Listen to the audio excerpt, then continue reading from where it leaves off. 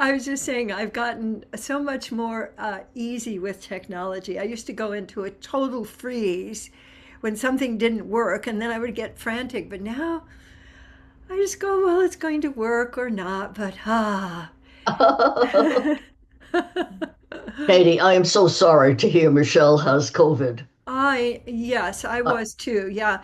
But I was teasing her and calling her a music slut because she's been going to more concerts than, and just being out there a lot. And, we are not through COVID. It is still around. And so, yeah, so I appreciate Darlene being here and I appreciate you all being here.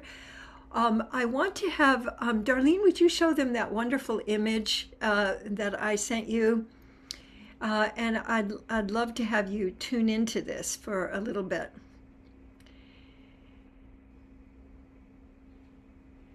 And so this is, if you, I'm going to make, yeah, making it bigger. That's beautiful. So these, what I was seeing here is another kind of oozing. And these are birds who are, isn't that beautiful? I just love. I had always thought of oozing as sort of being down in and like in the ocean.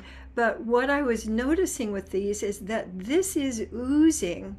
And Darlene was also saying that this is loop of awareness because all of those birds are able to move together because they loop together.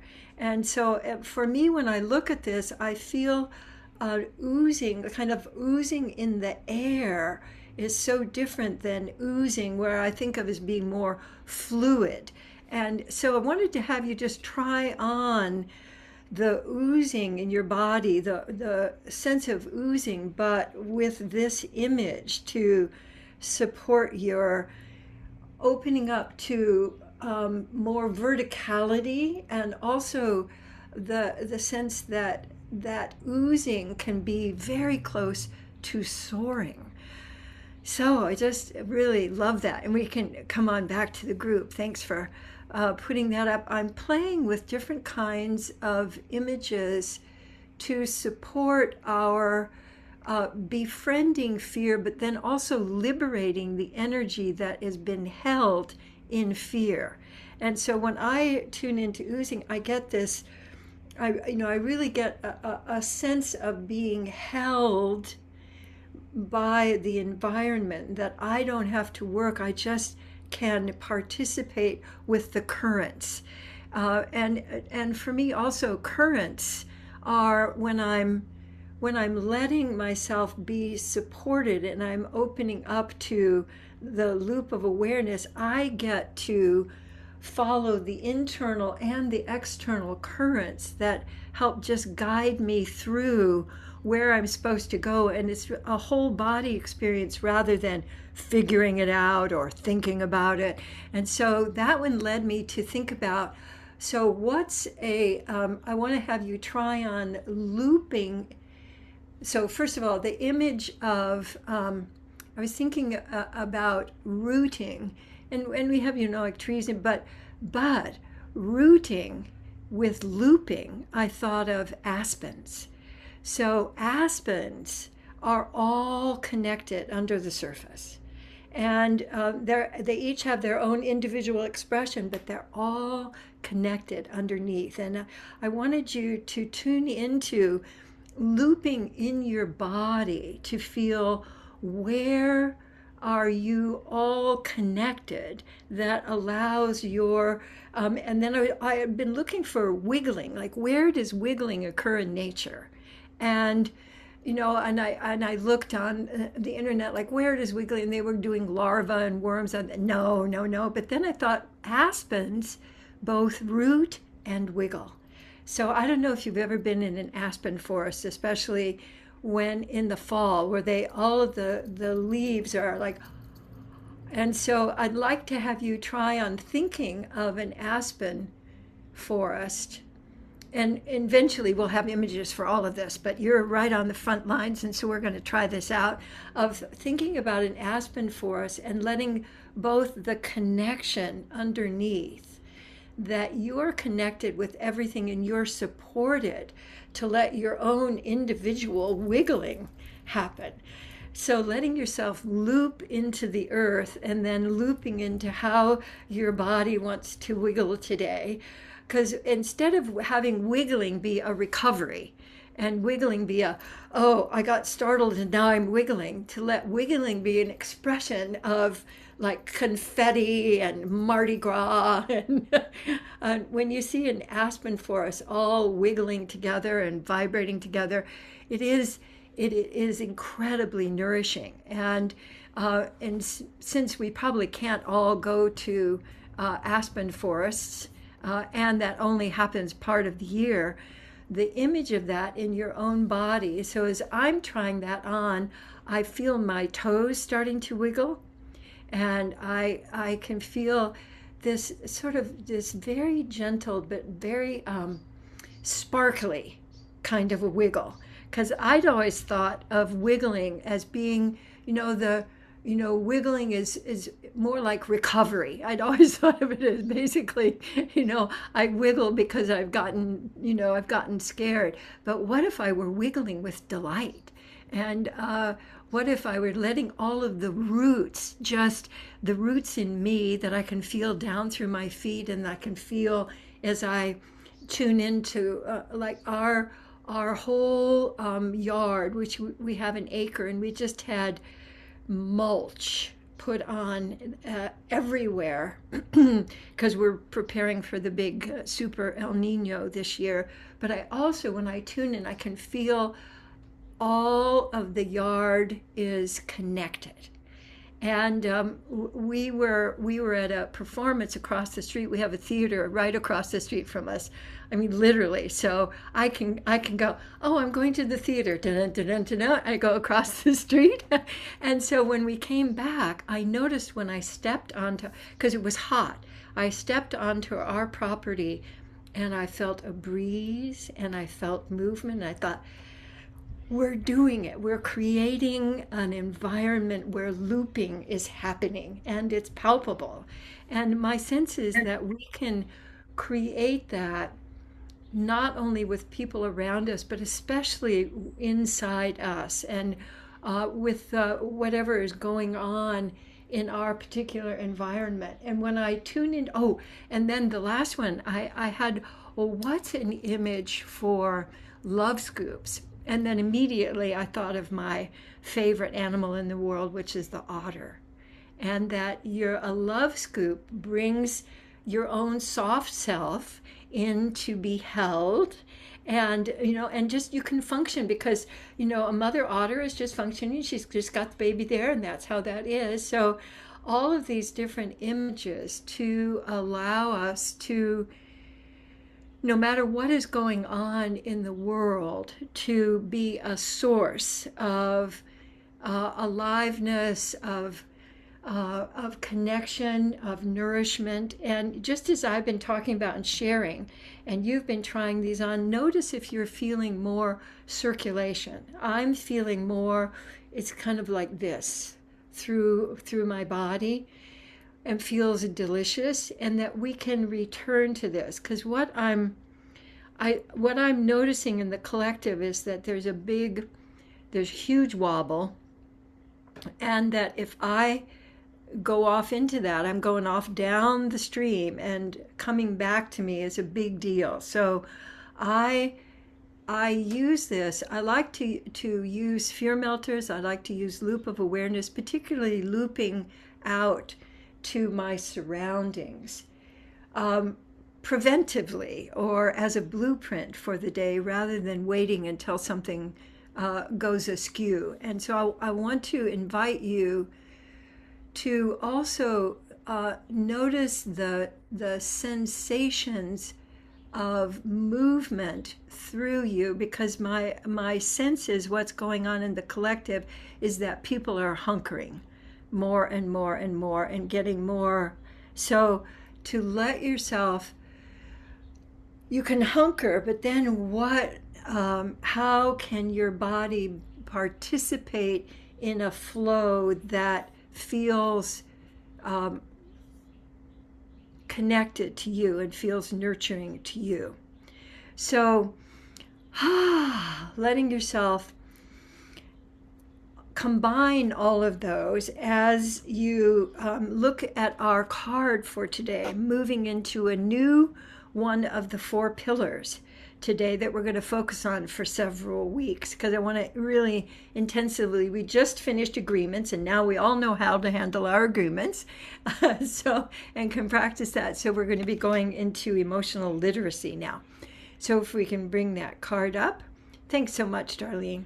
So isn't this interesting? So all of these different critters have movement. So you can tune into, we've got oozing and wiggling and slurping. And so letting yourself tune into that. And then as you bring your attention back to you, notice any body sensation. And then let yourself notice the card. And then notice you, and then notice any body sensation. So I just got a little twing in the left side of my neck. And so I'm just noticing that, and then turning my attention back to the card. And I'd love for you to find a rhythm of just coming back and forth, noticing out there, noticing in you. And let me read to you one of the key things about emotional literacy. I can place non-judgmental attention on all my body sensations and emotions. I can place non-judgmental attention on all of my body sensations and emotions. I'm also thinking, instead of non-judgmental, that's a sort of coming in through the mainstream, like, okay, people, you're probably going to be judging. So what would non-judgmental attention? But just like, anything where you say don't, sort of non-judgmental brings your attention to judgmental. So I can place curious attention on all my body sensations and emotions. So either one of those, coming in through your left brain or coming in through your right brain. And just notice noticing you're noticing, that metacognition, that's considered to be the most sophisticated and intelligent use of the human mind, as metacognition. So noticing you're noticing. And here's the question. In what manner can I sense and discern the difference between emotions and body sensations? For example, between hunger and fear. In what manner can I sense and discern the difference between emotions and body sensations? For example, between hunger and fear. And we can come on back to the big group, because I'm thinking I think one of the sources of despair on the planet right now is the inability to discern between emotions and thoughts, between emotions and other people's emotions. Like, I feel something and it's your fault, or I'm sensing something and so you change, rather than that there's a language of our sensations. There's a language of our inner body that's very different than our thinking brain. And what I found is, if I put my curious attention on a sensation, that brings it into a flow. And that flow becomes either an image or a thought or a feeling that I can go, oh, that was what was going on in me. And as I move around in the world, I think that emotional literacy, that most people are emotionally illiterate, because we've been basically taught don't. I can remember doing this was, back in the 90s, so it was a long time ago when I was doing, in the early 2000s, I was doing corporate work. And basically, the notion back then, which I think is probably still pretty common, is that you leave your emotions at the door. There's no room in here for feelings. And so when you throw out your emotions and your feelings, you also throw out your intuition, your ability to join with others and to collaborate, your ability to handle something that is blocking your creativity, because it's almost always a feeling, an emotional sensation that hasn't been experienced and or hasn't been expressed. So the first move is that I am able to give attention, curious attention, to my inner sensations, because emotions are a bunch of sensations that glom together and move together. So the sensations of anger that start between your shoulder blades, they literally move together, and if you don't handle them, they move up into your head and can cause chronic headaches and, well, any kind of emotions that are not experienced and felt go deeper into your body and clog you up. And also not only clog you up, but clog up your ability to be with and to relate to other people's experience. And I think one of the reasons I can do what I do is because I am so attuned. I notice the very first expressions of sensation and emotion. And I can give my attention to that. And when you give your attention to it, it begins to move and to flow. And then you can find out what's going on or what what else wants to be expressed. So check out whether you would be willing. So first of all, just simply to notice, because most people also have what I call a bounce off. They go, okay, shut up. And then they turn their attention the other way, or calm down, or don't do that. So it's almost always a stopping rather than a flowing. So if you would be willing to get curious about the messages from your body, just your curiosity, it will allow things to bloom, literally to go, and to move. And they they might inform you right in the moment, but our mind, this part of our mind thinks, well, it ought to just be able to tell me right now, and it ought to be in English, and it ought to be grammatical and make sense. Whereas the language of the body may be metaphorical. It uses your senses to communicate to you and with you. And when you get curious, that which you can literally and help create that, which also, I was just thinking, this helps to connect our head with the rest of our body, because the head tends to think it's the body. And so when you you literally are opening up that highway, that flow between what your mind does with your sensations and the sensations themselves. So one other thing that's just occurring to me is that your body sensations get to your brain faster than your thoughts. So your body sensations move 4 to 10 times faster than your thoughts. So your thoughts are they're really a little slow, but your body sensations will immediately wake up your creative self, your creative spirit. So body sensations also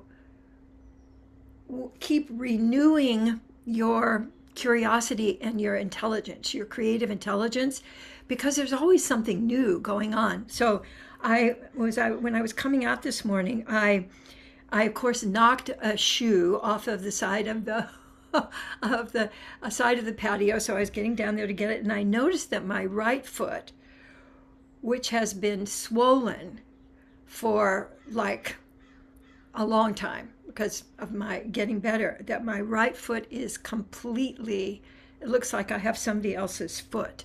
It is completely unswollen. I went, oh my God. And then I felt it from the inside, and I could feel my foot was kind of going, on the inside. It's kind of, look what I did. It was so it will open up all kinds of ways of befriending yourself that are not available if you think of yourself as an improvement project, which we're taught in so many thousands of ways to do, rather than you're an evolving work of art. And how are you today? And when I look at any work of art, I see something different. I experience something different. See if you would be willing to have that same experience with yourself. So that's our card for today. And let me now turn to Presence Connect Play.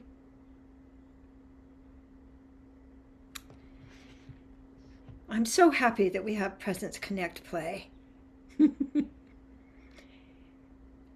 So Presence says, get curious with So check out your today, because my is different every day.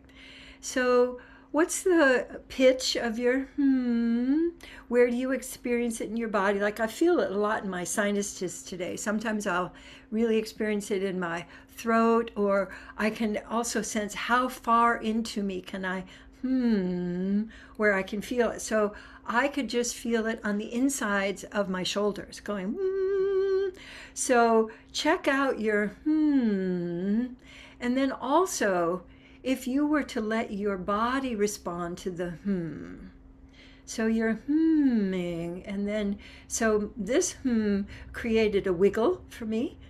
So you're letting your body respond to the as well as your brain, your body brain, let your whole body brain. And connect is listen appreciatively. One of the biggest benefits of looping, of doing loop of awareness when you're with someone or with a group, is that it opens up appreciation. And when you're encountering somebody and you let yourself appreciate them and they feel it. They may not know that they feel it, but they feel it. And the appreciation is, I think, one of the best ways to befriend fear, especially the fear of newness, the fear of what's going to happen now, and this is a person I don't know, and who are you? But the listening appreciatively is not like trying to figure it out. It's not trying to see, are they right or am I right? But it's really being sensitively aware. The definition of appreciation that I most like is that I'm giving my sensitive awareness. I'm coming back to the baby otter again, that I'm giving my sensitive awareness to. I'm not trying to make anything happen, but I'm looping in that way that invites the person to expand their presence and to let their presence be shared with me.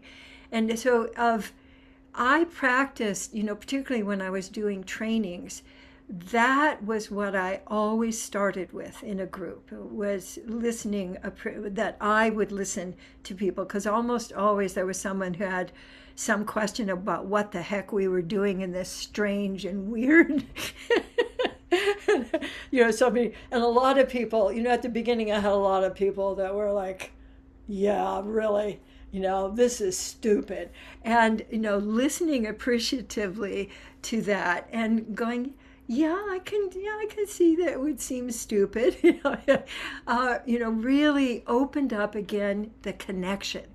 And in my opinion, connection is what is the main form of nourishment that we all need today.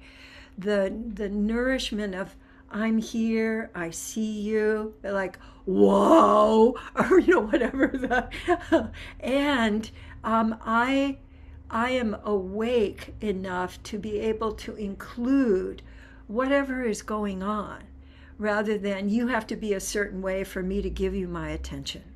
So it's also a way for us to bridge, even with the folks that we think are not worthy of our attention.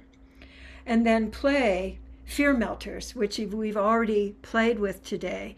And one of the things I want to invite you to do with fear melters is to find the little nature images that nourish you, like the aspens, and letting yourself have little mini melters, any time during the day where you feel a little droop, or you feel an impasse, or you're in a pause or a freeze. So the playing with the Presence Connect play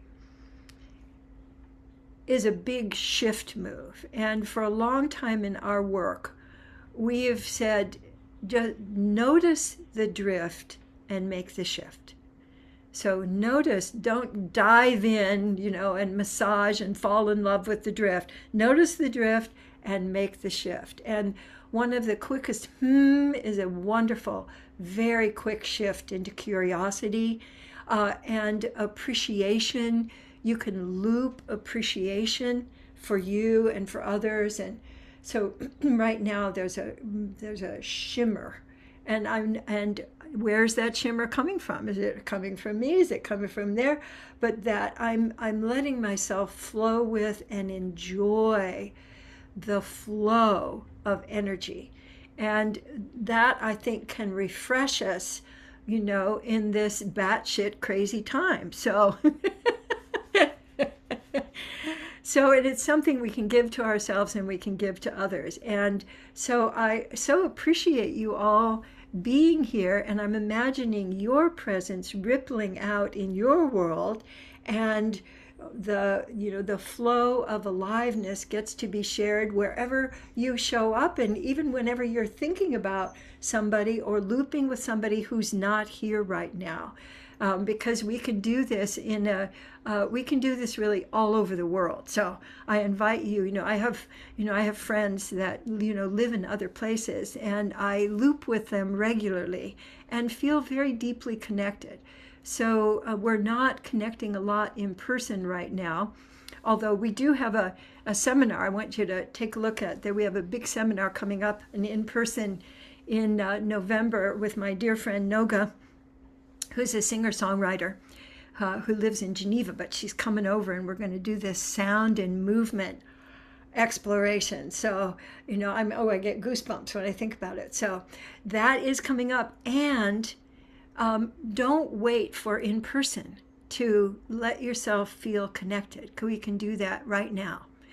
So thank you so much. And you might have noticed, but I just want to announce that I am getting better. And I'm almost at the end of my medication protocol. And the thing that has really emerged is lightness rather than sludge. So I think it's almost as if all of us in the world got a bad case of long COVID and so lightening up has been such a delight for me, and I'm happy to share it with you. So until next time, please stay and share as much as you like. And if you want attention, both either for you or for someone else, because there's lots of people who are wanting attention for various things, come on to Mighty Networks and let us know. I'm a world-class looper, and I'm available for supporting your looping in any way you'd like. So until next time, take care, and thanks again, Darlene. Bye now.